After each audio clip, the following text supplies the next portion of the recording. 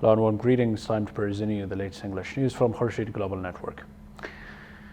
An explosion blast targeted a bus carrying the employees of Khurshid T.V, a private media outlet, in the 5th Street of Taimani in Kabul's Police District 4 at around 5:30 p.m. on Sunday evening.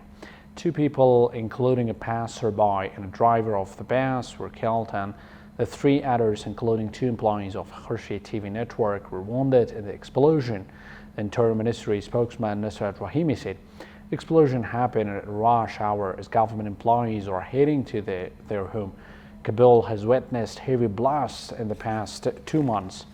No group has claimed responsibility for the attack.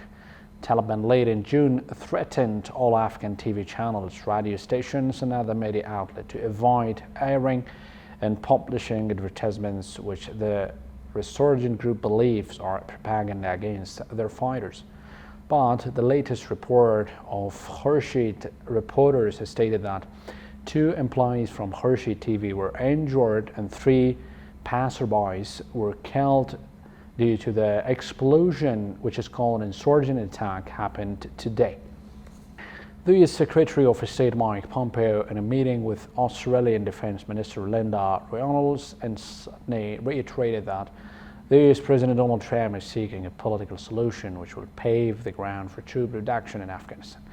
US President Donald Trump has made very clear that his desire is that we develop a diplomatic resolution that permits us to reduce resources that are located in the country, while simultaneously ensuring that Afghanistan never again becomes a platform where terror can strike the United States of America, the foreign minister said.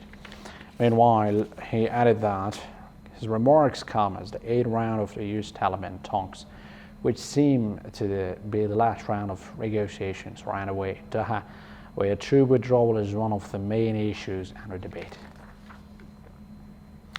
Russian police forcibly detained over 100 people attending a protest in Moscow on Saturday to demand free elections, including prominent activist Lev Sobol, after authorities warned the demonstration was illegal.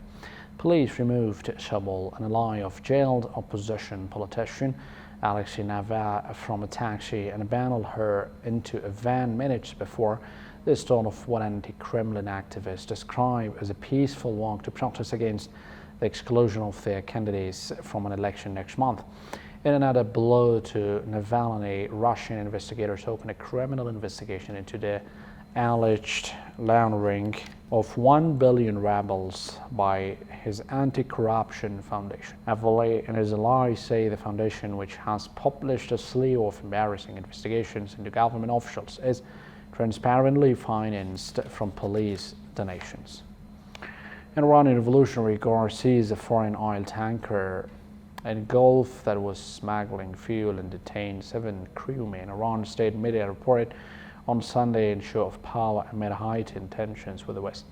The vessel was intercepted near Iran's Farsi land in the Gulf, Iran's semi-official Fars news agency said. The elite Revolutionary Guard Corps has a navy base on Farsi Island, which is located north of the Strait of Hormuz. Fars in Lebanon's El Mayadeen TV station reported that tanker was seized on Wednesday. The IRGC's naval forces have seized a foreign oil tanker in Persian Gulf that was smuggling fuel for some Arab countries. State television quoted the Guard's commander Ramazan Zarahi saying it was carrying 700,000 liters of fuel. He said, without elaborating on the nationalities of the detained crewmen and on which country or company owned the ship. Thank you for joining. That was a brief English news presented from Khurshid Global Network. Have a good night.